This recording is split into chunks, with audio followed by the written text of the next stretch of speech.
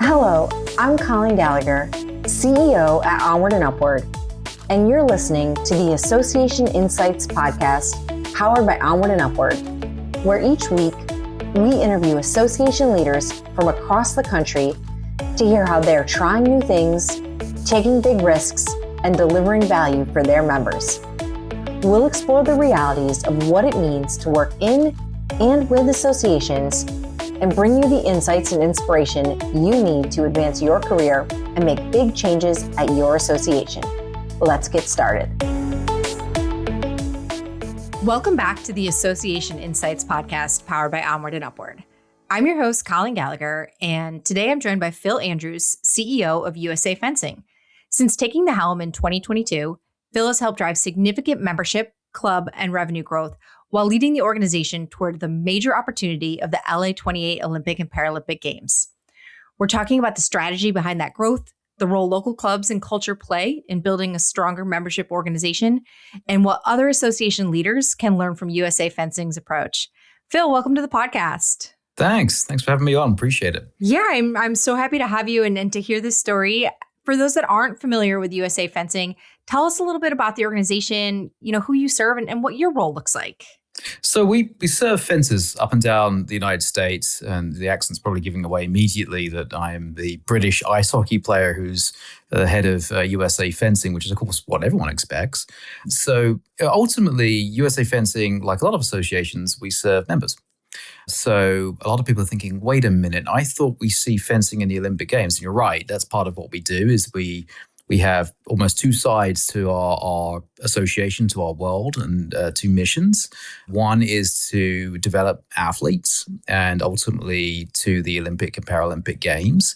And we do that across the country through 800 clubs, 66 what we call divisions. A lot of associations that be called a chapter, sometimes a state association level. And then through that, we have athletes, we have coaches, we have referees, we have what we call armorers, that's the people who fix weapons, and everything in between, essentially, and every age from 6 to 86. So we manage fencing, whether you do that once a week, whether you do it 6 days a week, whether you do it like Lee Kiefer does and you're a 3-time Olympic champion and a professional at the sport, right down to, I did this once in my college club and now I'm 45 and picking it up again. I might do it once a week, to people who compete, to people who don't, who just train. So it's everything in between. And a lot of people don't realize with Olympic and Paralympic associations, actually our legal name is the United States Fencing Association. And so to give a very, very brief overview of how the Olympic world works, you have the IOC and its sister organization, the IPC, International Olympic Committee, and the International Paralympic Committee. They own the rings. They own what people know as the Olympic Games and the Paralympic Games, respectively. And then beneath that, you have the US Olympic and Paralympic Committee. And then each worldwide sport will have its own organization. The most well-known is FIFA, just at the World Cup. Ours is called the FIE, and another one for Paralympic called World Para Fencing. And then each organization will have a sport-specific nonprofit, in the case of the United States, an independent nonprofit that is run and not government-funded through that sport. So there's a USA Basketball, there's a USA Hockey, there's a US Soccer, there's a USA Fencing, there's a USA Weightlifting, a USA Archery, and so on. Yeah, this is so fascinating to learn about. I'm a huge fan of the Olympics. My claim to fame is always the 96 Olympics in Atlanta. The torch ran through my elementary school and I won a drawing to get to carry it. So that was like such a highlight. Oh, wow. Yeah. That's really cool. Really, really yeah, cool. It was so fun and I will always remember that. Getting back to your story, though. So since taking over as CEO, you've seen membership go up nearly 20%. USA Fencing's grown to more than 50,000 members. You've got over 750 clubs. What's been the driver? I mean, that's really impressive. So what lessons can other organizations take from this approach? I think knowing who you are is one of them. Knowing who you're there for, what's a lookalike, what's targeting. I mean, marketing a for-profit business and marketing association are actually not horribly different. The difference is sometimes budget. The difference is sometimes tactic. We have to be a little bit scrappy in our world. Earned media over purchased media. For us, figuring out our uniqueness as a sport and who we're really competing against for that individual's attention. and for that individual's time. And to an extent, frankly, yes, for that individual's money. Their entertainment and sport money in our case. We are ultimately an individual association. We're not, except for our clubs, who are small businesses around the country for the most part, sometimes nonprofits around the country. We're not essentially a B2B association. So there's an element of that when it comes to our coaches. There's an element of that when it comes to our clubs. But we are the association of what you do recreationally. So therefore, our challenge is to persuade you to come and spend your time on fencing. And then once you've done that, we'd like you to stay. So, there's sort of two sides to it, of figuring out who you are and therefore the tactics that are going to work, and helping your clubs grow across the country. They are still the foot soldiers around the country. We are 20 people. We cannot be everywhere. Our clubs do a lot of that footwork. In fact, the grand majority of that footwork. So giving our clubs tools to do that, helping them, listening to them especially. And, in associations, and I've run associations in student housing as well, back in the day, so very different to this. And I've had a background in US weightlifting. I think the biggest thing I'd always tell a new association leader is there is a difference between members and customers, especially in the nonprofit world. They are your boss. You need to go and listen to them. That doesn't necessarily mean just listening to a Lee Kiefer or to a Mitchell Sarin or to a Marsh Chamley Watts, our very top and best known athletes. It means listening to your coaches in your big clubs, your coaches in your small clubs, your referees, your epeists, your foilists, and your saberists in our case, 3 different weapons and different almost cultures to those weapons, your Paralympians and your para-athletes. All of those people matter. All of those are part of the association. Transparency and belonging, I think, are part of that too. When I came in, I came in somewhat of a crisis, transparently, and we turned that around. We came out of COVID very hurt. We had, unfortunately, a sexual abuse crisis that we suffered during that same period of time. We also had some governance issues. We had some financial issues, for that matter, that have had to be turned around and moved forward. And frankly, some of the culture and distrust in the organization and the association fixed. So transparency, listening. Probably the best thing I did when I got here, I went on something called a listening tour, and I still do a version of it every year. I went and visited clubs, just clubs around the country where fencing takes place. It doesn't really take place in the office here in Colorado Springs. It doesn't take place in my remote office in my house. It takes place every day, every evening, every morning, every night, every morning, every afternoon in fencing clubs up and down the country, from Fairbanks to Miami. I love the focus on listening to your members. We see all the time the associations that are the most successful, they don't just listen to their members, they act on it, and they take their feedback and do what will increase the value for them. And it always comes back to member ROI. So I think that's so important. I want to dig into the clubs you talked about a little bit more. So why was expanding that local ecosystem so important, and how are they helping fuel that long-term membership growth? You mentioned they do a lot of that footwork for you. Yeah, I mean, ultimately, you can only do fencing if there's a club near you. So having clubs open up, and things like our club incubator program have been part of that. Things like driving the demand so people feel more confident in opening a fencing club. And we're not alone in this. It's them too. It's good for them. It's good for their businesses to have more fencers. It's good for the Olympic Games and the Paralympic Games to have more fences, for that matter, because of course your biggest super fans of any sport, the people who do it. So that the whole ecosystem benefits when you have more, and to your point, where we have more coaches out there pounding the streets looking for new fencing athletes. Well, guess what? We see more membership in USA Fencing, so we all benefit in the end. Plus, then going after building our collegiate ecosystem, it gives more places for those people to go, continue to fence, and so forth. And that was somewhere, listening to our ecosystem, listening to our members. This is a big thing in fencing. And going out there and really, for 2.5 years, working with colleges to add fencing. This is something that probably isn't a challenge in a lot of associations, but it comes down to the same core value, right, of advocacy. That's really what we're doing there. We can't control that decision. We can push for it. So in a world where over 120 programs have been cut across the NCAA, we're now plus double figures in our sport. We're the only sport that can say that, and it's because we kept with it during all the challenges that the NCAA has gone through. But it's a product of listening. One comment I want to make on your listening piece there, though, is I think associations face this a lot. It's impossible to please everybody.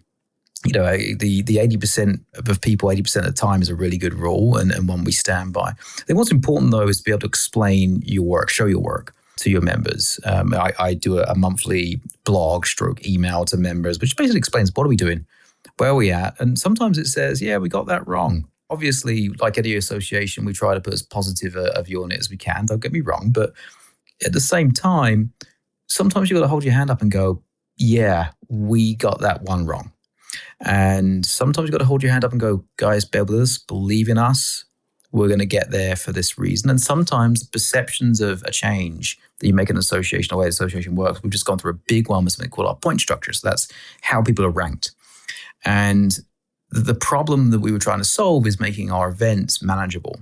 Because of the growth of the sport, we need to manage that. And sometimes you'll have a perception come from somebody who might be in women's sabre, which is a smaller group than, say, women's épée. And their perspective is very valid from what they're doing in their area of our association. But they're not seeing what's going on over here in épée. And vice versa can be true as well, of course. So I just want to sort of comment on that for association leaders of sometimes it's not just about the listening and showing them what you did about it. That's great when you've got consensus. When you don't, you need to be sure you could choose the one that's best for the association writ large and then explain why. And that's the critical piece. That's so key. And driving that consensus at that point is important. It also is the strategic piece of the listening. I always go back to when I was in the association world and we just wrapped up our annual conference. It went fantastic. The attendees survey comes back, 98% positive rating for, what the staff did for the show. And then there was all the anecdotal feedback, which of course is the people who are not happy. And I remember the board coming and saying, look at all these things we have to change. And our executive director had to talk them through it and off the ledge and say, you know what? That's 2% of our attendees. We can't focus that and change everything when 98% say we're doing great. So 100% right. Sometimes there's nuggets in those 2%, but it's the context, right? It's the, sometimes this person wasn't happy. They'd like to see this. Okay, most people were still happy. However, that's actually a really good idea that could add value. How do we look at that without the sort of being annoyed by, we put in so much effort to this event, we're tired, we're dead after that annual conference, in our case, our annual national championships, which is 10 days long. And we've given all we can give, right? And we felt like we did a good job. It's trying to sort of regulate yourself really and your team as well and just say, look, okay, that person wasn't happy. That person, maybe we can reach out to them if we know who they are and have a discussion. But finding that sort of nugget of truth that's in there, and this is sort of where, to your example, between you and your board in that particular instance, there's a middle ground of, okay, let's value that 98% of people thought this was amazing, but there was these 2% of people, but, okay, let's use a round number, 20 people said they were unhappy or had a suggestion. Okay, 15 of those are something we can't do much about. It is in our world. Sometimes we see there was weather issues. Well, okay, we're an indoor sport. We can't really do much about the weather. There's issues around, okay, as a national organization, you didn't put the conference, or in our case, the event, opposite my house. Would you please put this opposite my house? Well, if we put it opposite Colleen's house, it's not opposite Fred's house.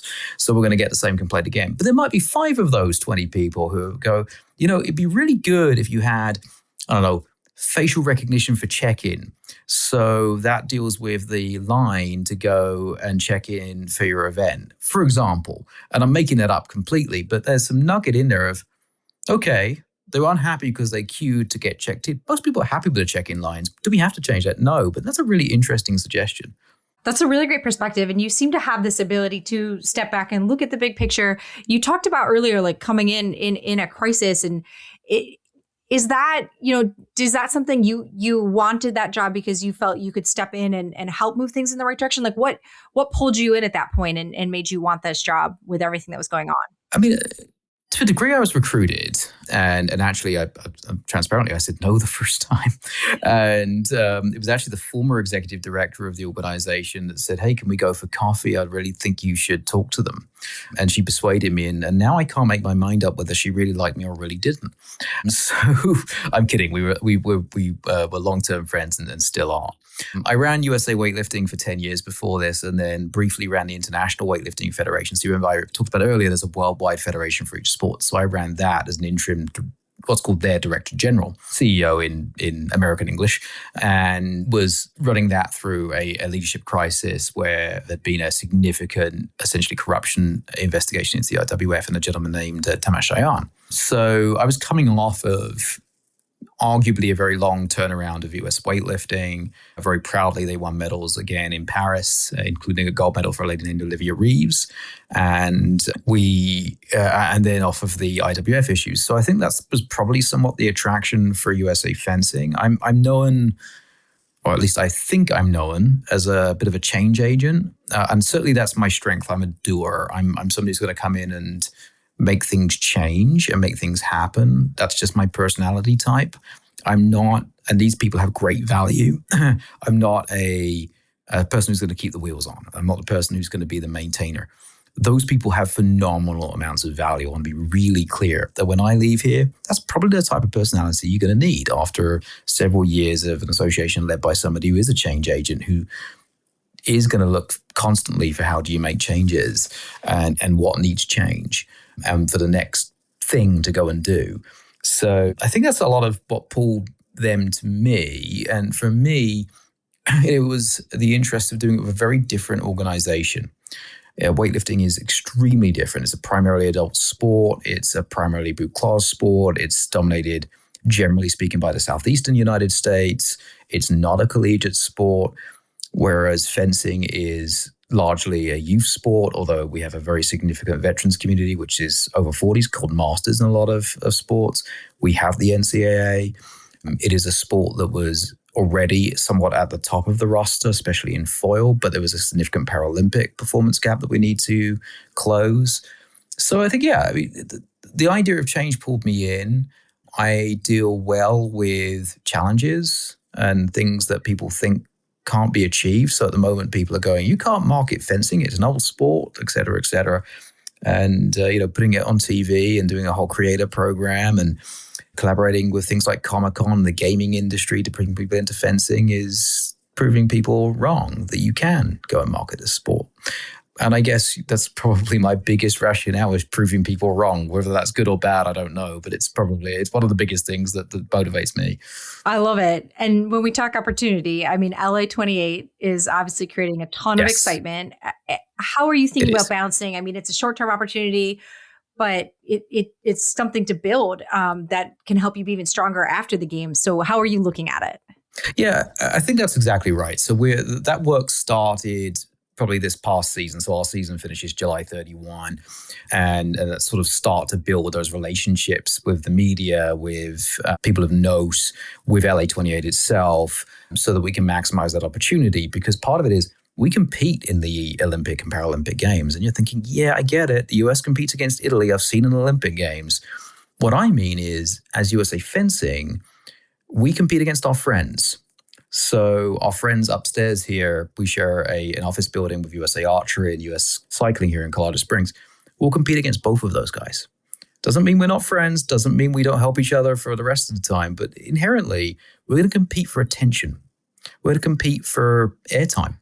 We're going to compete for media attention in that very short window that there is. So making those relationships early and putting the stories of our athletes out there is really important now. And telling the story of fencing, why you should come into fencing, why it makes sense for you, for your child, for the people who may not find themselves in another sport. A lot of fencers, this is a sport that speaks to them, and it may not find themselves at home in a baseball or a softball or a soccer. And some people do, and that's okay. That both of those things have a place. But we need to find ways to reach those people between now and the games and during the games. And that's on us. It's not on LA 28. It's not on the US Olympic and Paralympic Committee. those people can help us. They're our cousins. We must do the work to put fencing in the best position to succeed. And to your point, one of the issues that we have to be really careful of, and to some extent I have an advantage having been through a home Olympic Games myself in London, and you went through it in Atlanta, but having gone through a home games as recently as 2012, I've seen it. And it's really important for us to be careful about the boom and bust. So yes, LA is going to be a tremendous moment for us, but as we start to get to a point where the hay begins to be in the barn in terms of our LA 28 efforts, then we need to think about what's next. So Brisbane 32, how are we going to maintain? How are we going to retain volunteers? The same challenge a lot of associations face of how do we retain folks who might have done another quadrennial. We think in 4 years in the Olympic Paralympic movement, we're pre-programmed to do it because of the LA home games. Athletes too, who might have gone an extra quadrennial in order to try and compete in a home games. Referees, armorers who might think about taking a step back. And then, of course, we've talked a lot about growth. How do we sustain that growth? Which is why a lot of our messaging and thought is placed around the areas below the Olympic and Paralympic Games, the NACS, our North American Cup Series, the NCAA and the Collegiate Series. How do we encourage people back to the sport after they might have graduated college, having gone there for fencing? So that ecosystem needs a lot of thought, and at the same time as using the Olympic and Paralympic Games as a focus point, almost taking the focus a little bit away from that, if that makes any sense, because it's an opportunity, but it's not the story of the sport. It is the pinnacle of the sport. Yeah, no, that makes total sense. It can't be the be all end all, or then where do you go from there? So that's right. It'd be like for all associations, the award at the end of the year, or the big conference, or the big keynote, that's the show. But the real work is actually in that thousands of association members across the year. We're no different. Those thousands of association members are really important. 800 clubs across the country. Let me tell you, not every one of them is going to have an Olympian on the Olympic and Paralympic team. Yeah, for sure. Well, shifting gears a little, we talked a lot about membership, but you've also nearly doubled revenue while building new sponsorships, media partnerships, commercial opportunities. A lot of associations talk about revenue diversification and something they really value. They don't all figure it out. So where do you think associations might sometimes leave things on the table here? I think there's a few things. One is, to your point, revenue diversification is the name of the game. One of the reasons we were challenged during the pandemic, and let's all hope that doesn't happen again, but we were heavily, heavily reliant, and to an extent still are, on our event series. We're less reliant than we used to be, but it was still a big reliance. So I think one of the things that associations and indeed sporting organizations perhaps miss is what are the opportunities that are right in front of our eyes. So in our case, we have a lot of fencers across the country. What do those fencers do? Where do they go and shop? What do they buy? Both in fencing and outside. Who are they in their other lives? Who are they when they're not holding a foil? Who are they when they're not holding a saber? And utilizing those links and, frankly, door-opening possibilities. And it's going to happen in a weightlifting or an archery or an association, a trade association too. What is so that's number one. Number two is, who are they? Knowing more about your people, because going there and saying, we're USA Fencing, sponsor us, is one thing. Going there and saying, this is why you should, is quite another. So knowing the propensity of, right from the propensity to speak a certain language, to the propensity to be in given cities in our case, to yes, there's a degree to what does the whole ecosystem look like in terms of their jobs, in terms of where they go on to be, what is the reasons for getting into that association, or in our case, USA Fencing. So one of our first major partners was Ingenious Prep. Makes total sense. We have a lot of young people trying to get into college, and not everyone's going to be a customer of Ingenious Prep, but it's a great way for Ingenious Prep to reach an audience that's trying to perfect their applications to high-end colleges. We're absolute dead center of the bat place for them to find those people. And a great partnership for us. That doesn't mean that our members have to use Ingenious Prep. In the same way, most associations will have a vendor village associated with what they do. And then thinking sort of one loop outside of that vendor village is part of it too, of take a student accommodation association like a COOI. Okay, well, we have members who are colleges, we have members who are private student housing, we have members who are multiple. Well, okay, what about a lock company? Well, what about a company that does student travel? I guess in the UK, STA travel, for example, would come to mind, rather than people who are necessarily going to sell directly into student housing. So I think that's being creative is one of them, honestly, being not afraid to ask. And then also looking around. Okay, what is everybody else doing? We're lucky that we have organizations who look like us in USA Archery, US Weightlifting, US Judo. What are they doing? But also, what are people doing in high school sport for us? What are people doing in the association world we've looked at? So, we found opportunities and pro sport as well. Going and speaking to your colleagues. I find that if I'm in a town and I have a couple of hours free, which is sometimes rare, going in and talking to my colleague at the New York Liberty, Kaya Clark, for example, was a very powerful discussion. And finding where they have opportunities to learn from us and we have opportunities to learn from them. And, so we've uncovered opportunities in our merchandise area. We've uncovered opportunities in collaborative IP, international intellectual property. We've uncovered opportunities in diversifying the type of events. We've uncovered opportunities in sponsorship is probably the big one. We've reformatted our foundation. So we have donations coming in that we didn't used to in our foundation and a level that we didn't used to, because we found areas to resonate with those donors in technology development, in veterans, in areas of widening participation where people can't afford defense.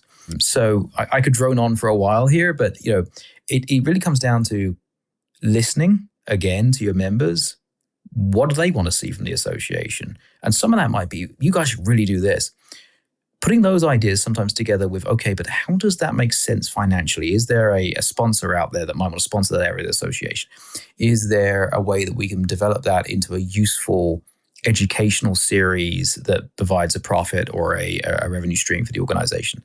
That's the way that I look at these things is it's not just listening to Fred or Jane. Fred and Jane's ideas put together might suddenly come up with an interesting element. And the last thing is, ask your members directly. Like, what do you want to see? What ideas do you have? We need to raise revenue. Where do you think we can go? And sometimes that will mean you just simply have to raise membership dues, and transparently, we have.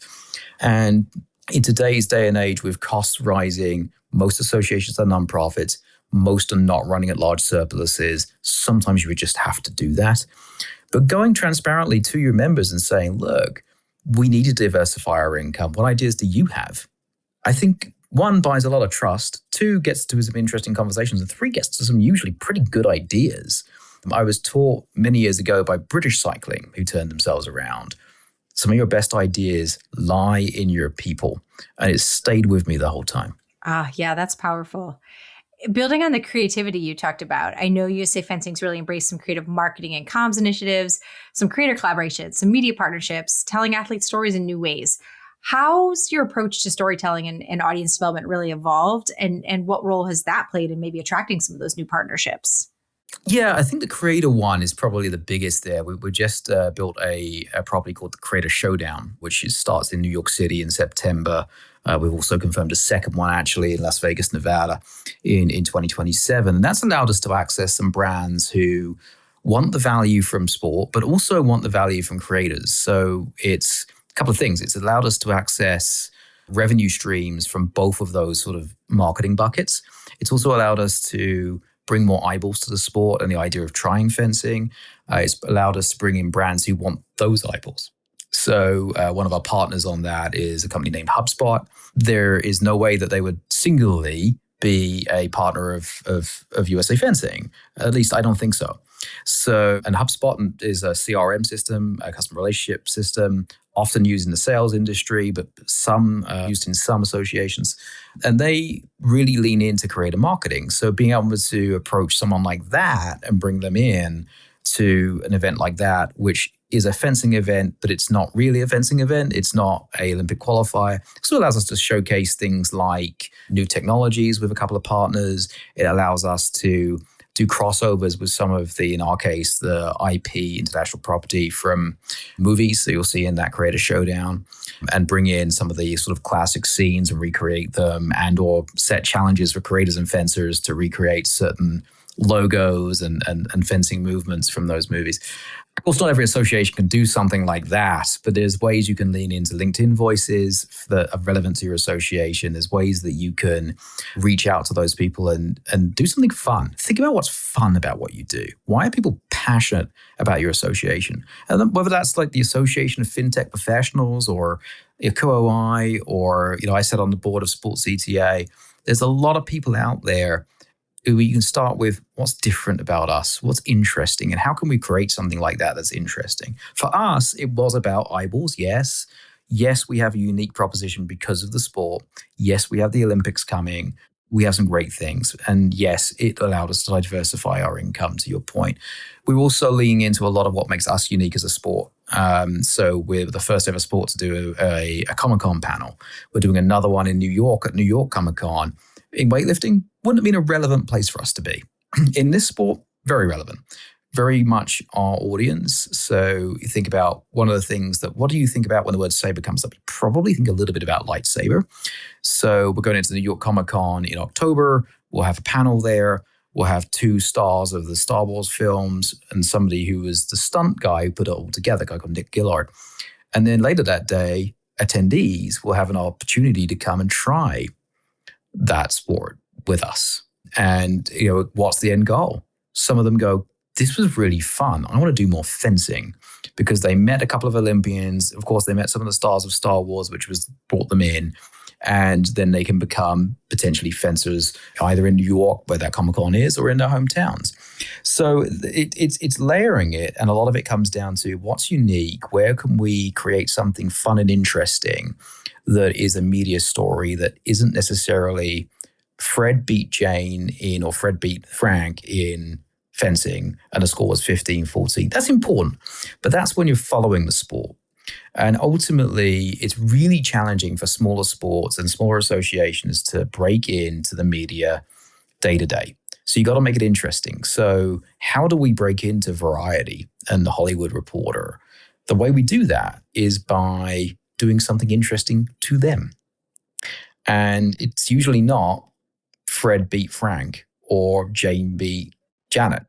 And again, once you're in the sport, great. We want to show you the sport. We want you to want every piece of fencing content there possibly is. But to get you there and to get the media there, especially outside of the Olympic Games and Paralympic Games, we've got to duck and dive. We've got to be a bit scrappy. We've got to be a bit creative. We've got to build relationships. We've got to leverage those relationships and not take advantage of people. Let me be really clear. We've got to leverage the people we have. And again, guess what it comes back to? Listening. What's going to make a difference to you, Cynthia Littleton, editor-in-chief of Variety? Oh, it's really interesting that you have people in the entertainment industry who are fencers. It's really interesting that you're working with them to help raise the profile of the sport. It's really interesting there's this link between a creative brain and a fencer. Oh, I'm going to lean into that. That's really interesting to me.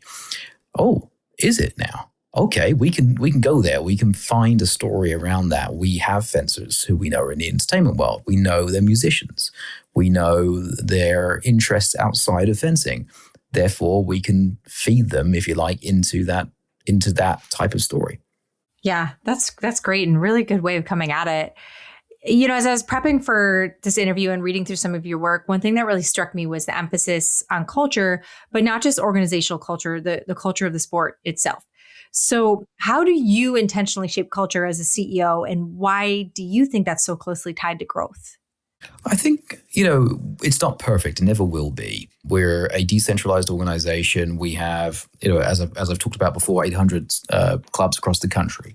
We have fencers that come together to be Team USA who are based all over the country. So there's the rock face work, if you like. So building cultural contracts within our teams, both our sporting teams and also our team here. We have a cultural contract amongst our staff, which is agreed upon by all of our staff.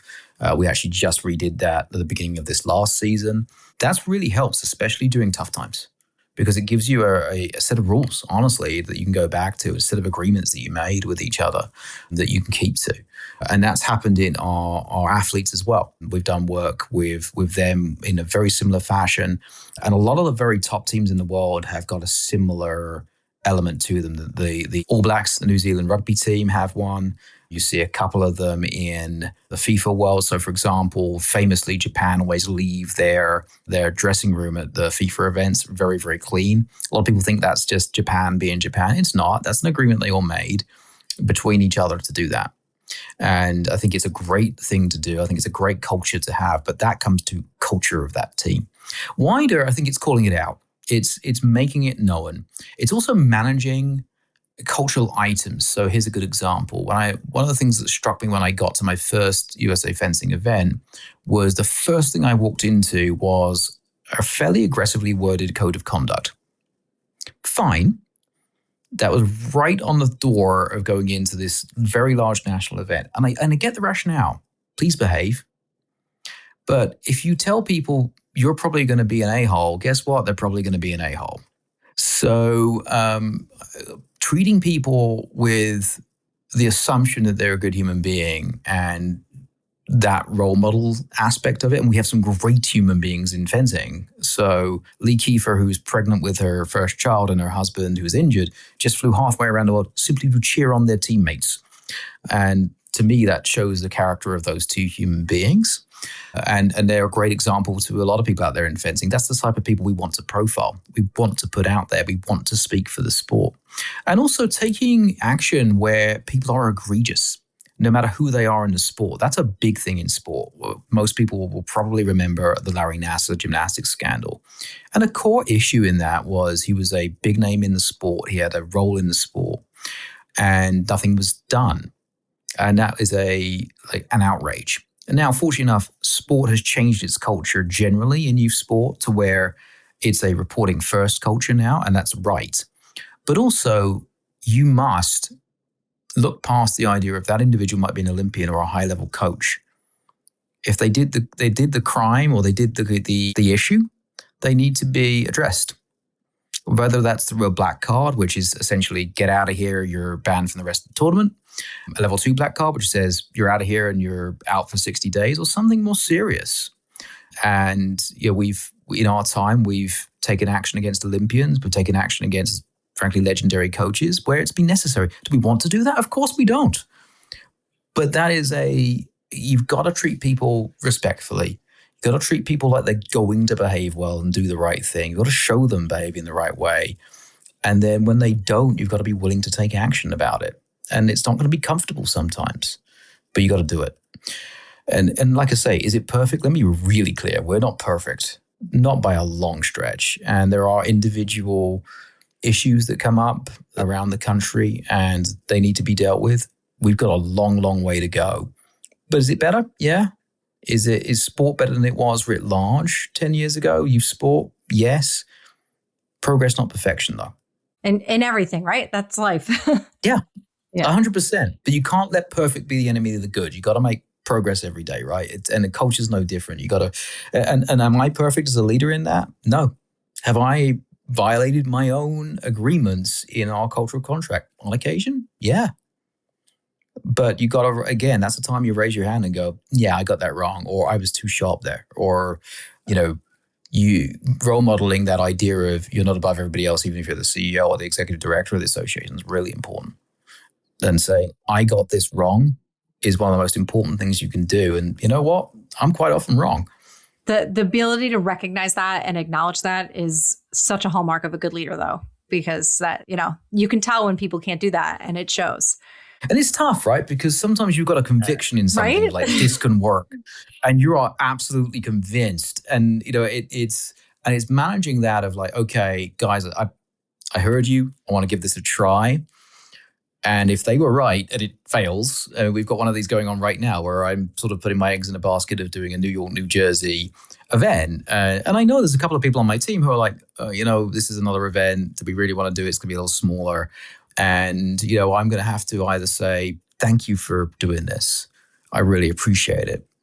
Or after that event, I might be coming to them going, yes, so you were right. I was wrong. And let's come together on that. So it isn't as easy and as black and white as people think. Okay, associations can see this all the time with governance as well. That line between so-called strategy and governance and operations is another gray line where leaders in associations, nonprofits who report to a board, who have a lot of different priorities on that board, a lot of time constituents on that board. It's tough. That line isn't as black and white as it sounds. The whole idea of listening and saying where you're wrong sounds really simple. And in many ways, it is. But that balance between leading the organization forward with a determination, and we do things called a DISC analysis here, which is essentially a personality type, right? And I'm a high D. If anyone who speaks to me for more than 10 minutes couldn't figure that one out. High D basically means very determined. I'm going to run through that wall over there. Meanwhile, some of my colleagues who are S and Cs, very conscientious, thoughtful individuals who are going to spend a little bit more time on analysis, they're going to walk out of my office door into the office door next door, arrive at the same place while I'm bricking up the hole I made in the wall. We arrived at the same place, and they're going to go, Phil, did you realize there's a door over there? And I'm like, yeah, but I got here faster. I ran through the wall. So it's that's just the different personality types, and managing that in yourself, managing the idea of like, I think we should go over there as an association, but also listening to people and putting your hand up when you're wrong is this honestly tough to balance sometimes. Yeah, for sure. So if you're speaking to another association CEO, their membership growth is stalled, what's the first question you're telling them to ask themselves? Why? Simply why? What's the macro factor? It's almost a SWOT analysis, right? What's the macro factors? Is there an issue? Who do we serve? Number one, who do we really serve? What's the real reason people are a member here? Are those the factors that might be economical in nature? In other words, it's the industry writ large. If you're an industry association, has the industry shrunk? Is it you or is it the industry? If it's the industry, what can we do to buck that trend? If it's the industry and the industry needs to buck its trend, like as a whole industry, and you're the association for that industry, all right, let's get to work. And let's bring everybody together and go to war, basically, on behalf of that industry. If it's not a macro factor around you, what's happening inside? Is there a rumbling of dissatisfaction? Is there a reputational issue in the people that you serve, particularly if that community happens to be niche and small, and you can't necessarily go outside of that? If you're an association of, mechanical engineers, okay, is there an issue out here in the mechanical engineering world which is rumbling and happy? Some social listening might tell you that.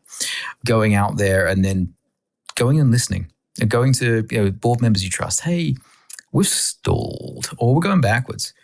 I don't really know why. Can we talk for an hour and just pick apart some issues that you might be hearing as part of our association?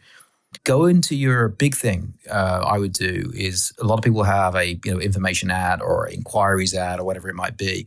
Go into that folder. Go and read those emails. That'll tell you a thing or two about what's really happening. Go and answer the phone at the front desk for a little while. Go and find where grassroots is really there. Like we've all seen kind of Undercover Boss, right? Kind of do that. But don't go and put a wig on and go to somewhere in far flung. Just go into the places where you're going to see that raw information. Is there things there that can happen? And then beyond that, simply go and listen to people. They'll tell you.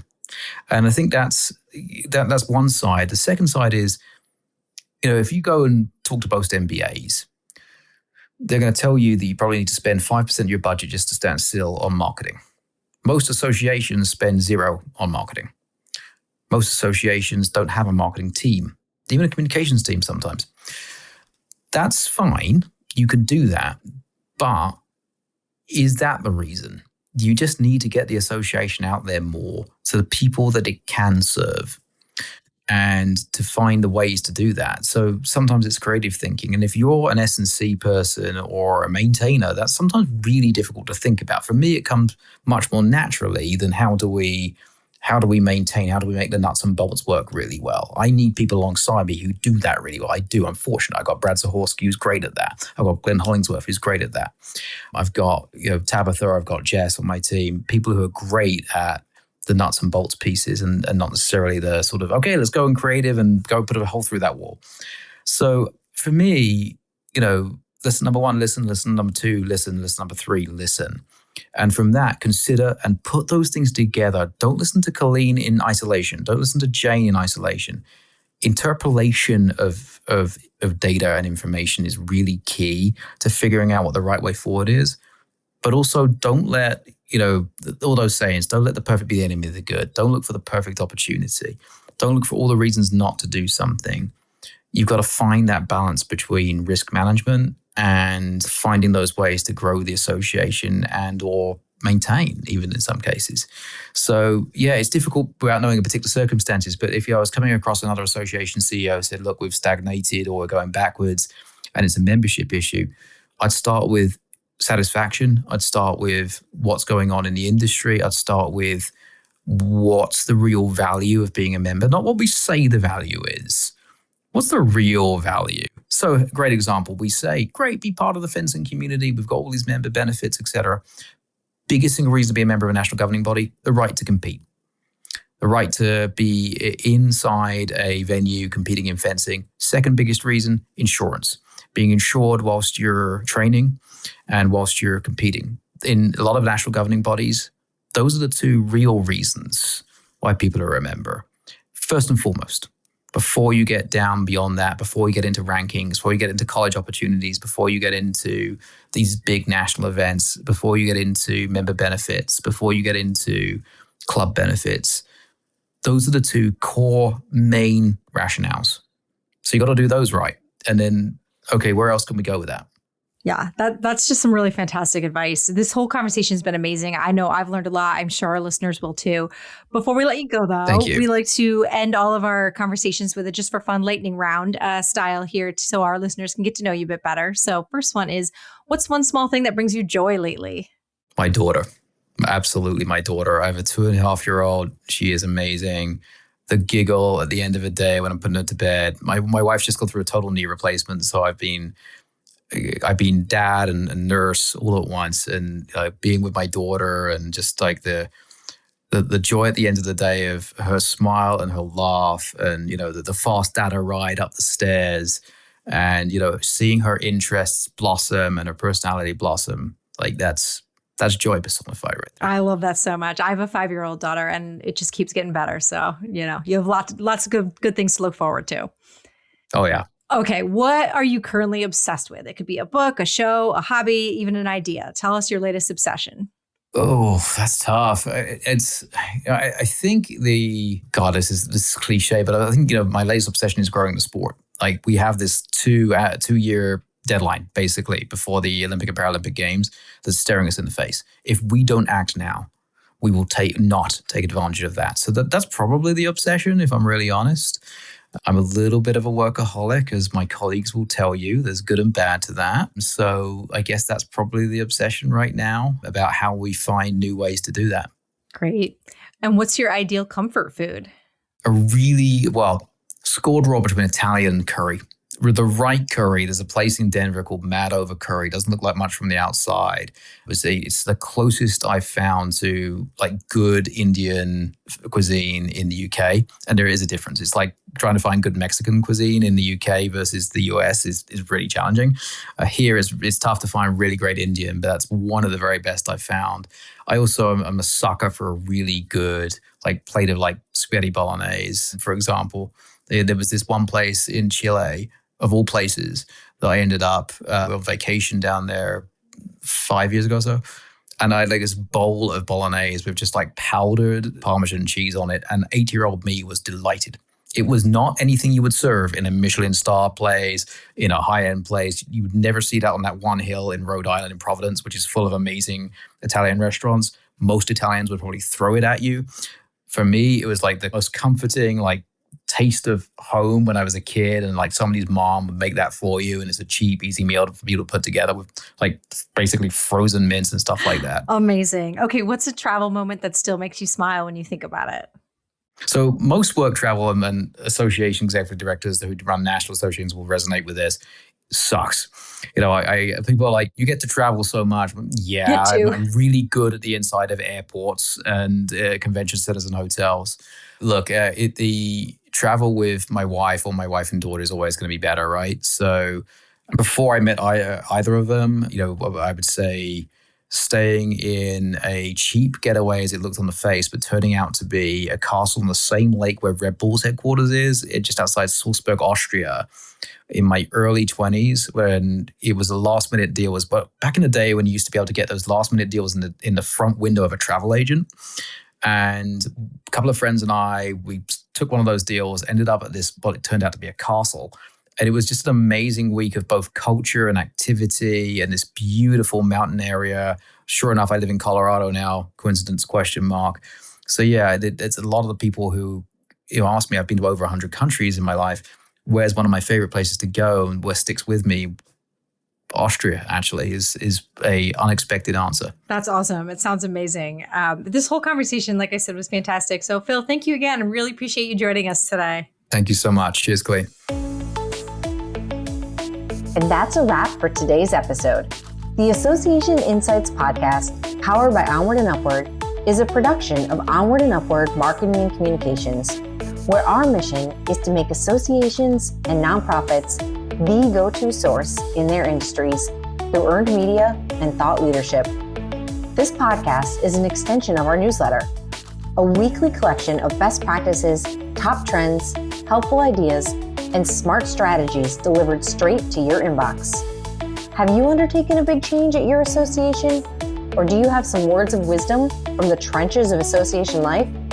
Well, we want to hear from you, and so do our listeners. Drop us a note at info@onwardupwrd.com. That's info@onwrdupwrd.com. Be sure to subscribe, give us a 5-star review, and share with your friends and colleagues. We're available anywhere podcasts are found. Come back next week for more association inspiration and insights. Thanks for tuning in.